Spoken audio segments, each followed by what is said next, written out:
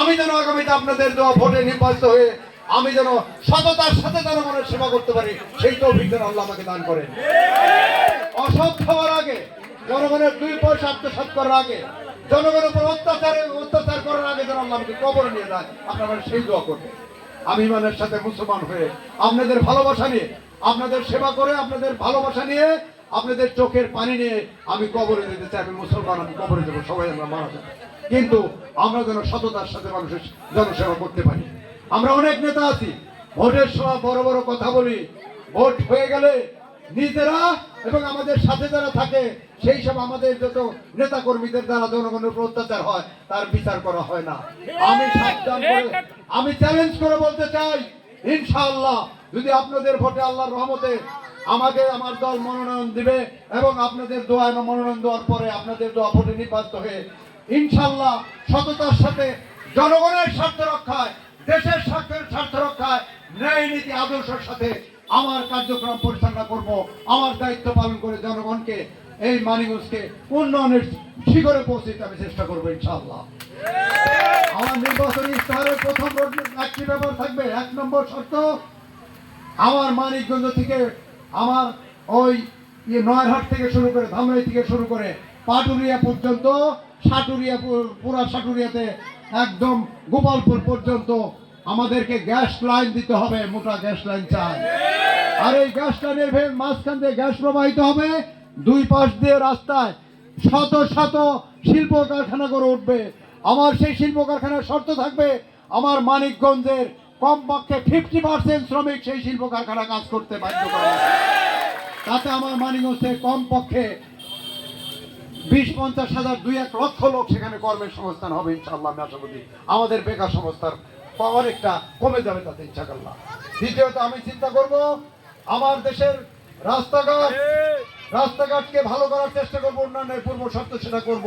আর সেই রাস্তাগুলো যেন এরকম চোরা পিচ দিলেই না হয়, সেগুলো যেন ইটে কি কয় রড সিমেন্ট দ্বারা ঢালাই করে রাস্তা দেওয়া, যেটা কমপক্ষে 20 বছর লাস্টিং করে। সেই সাথে আমাদের আইন শৃঙ্খলা পরিস্থিতি চিন্তা করতে হবে, প্রত্যেক অফিস থেকে ঘুষ দুর্নীতি মুক্ত করতে হবে। আমাদের স্বাস্থ্য সেবার জন্য হাসপাতালগুলোকে এই দালাল মুক্ত করে হাসপাতালে জনগণের ন্যায্য সেবা, সঠিক সেবা প্রদানের জন্য ব্যবস্থা করতে আমি সচেষ্ট থাকবো ইনশাআল্লাহ। আরেকটি শর্ত করে মানিকগঞ্জকে আমি মাদক মুক্ত করবো ইনশাআল্লাহ।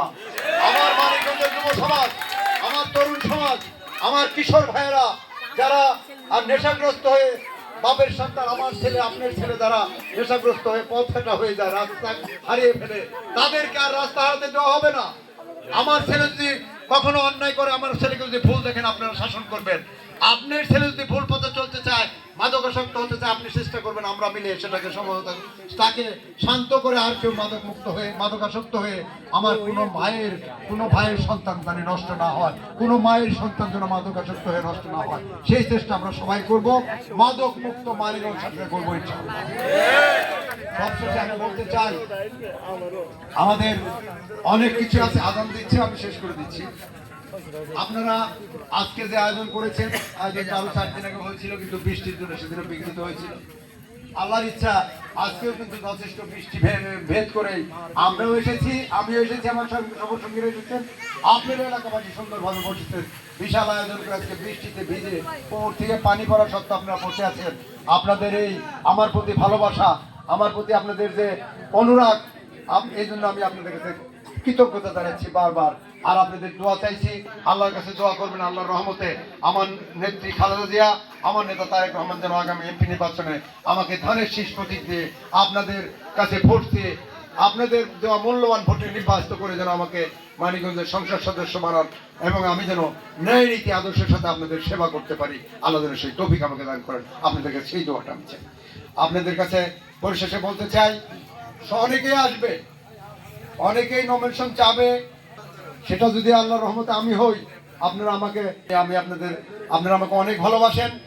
আজকে আপনারা সেই দোয়াই চাই যেন আমি যেন নমিনেশনটা পেয়ে যাই, এবং আপনারা যেন আমার জন্য কাজ করার সুযোগটা পান। সেই সাথে যাই আসবে বিবেচনা করতে হবে, সবাই যোগ্য প্রার্থী যারা হতে চায়, কেউ অযোগ্য করি আমি, সবাই তার যোগ্যতা মনে করে, কিন্তু আপনাদের বিচারে যিনি যোগ্য, আমার সাথে যদি খুব বেশি যোগ্য ভালো যোগ্য একজন থাকে অবশ্যই তাকেই তো ভোট দেবে। যোগ্য লোককে ভোট দিয়ে নীতিবান ন্যায় নীতিবান লোককে ভোট দিব, যার সাথে কোনো সন্ত্রাসী লোক নাই, যার সাথে যাকে এমপি হলে তার সাথে থাকা লোকগুলো এলাকাবাসীর উপর সন্ত্রাস করে অত্যাচার করবে না, তাদেরকে আমরা ভোট দিয়ে নির্বাচন করেন। কে বলেন আপনারা? আমরা কোনো সন্ত্রাসীকে প্রশ্রয় দেব না। আমরা সন্ত্রাস মুক্ত মানিকগঞ্জ সাটুরি এলাকাবাসীকে গঠন করতে উপহার দেব এই আশাবাদ ব্যক্ত করে আপনাদের এই আয়োজনে আপনারা যারা কষ্ট করেছেন, অনেক কষ্ট করেছেন, অনেক সুন্দর প্যান্ডেল করেছেন, চেয়ার টেবিল আয়োজন, বিশাল আয়োজন করেছেন, আবার পরে পিছনে আবার তোবারকের ব্যবস্থাও করেছেন। আমি জানি আপনারা বারবার এই কষ্ট করে বৃষ্টির মধ্যেও এত কিছু সহ্য করেও আপনারা যে আয়োজন করেছেন, সত্যিকারেই আমি আপনাদের কাছে কৃতজ্ঞ।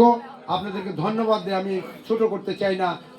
আশা করি আগামী দিনে প্রতিটা কর্মকাণ্ডে আমার নির্বাচনী প্রক্রিয়া কর্মকাণ্ডের সময় আপনারা সবাই আমাকে সার্বিক সহযোগিতা করবেন।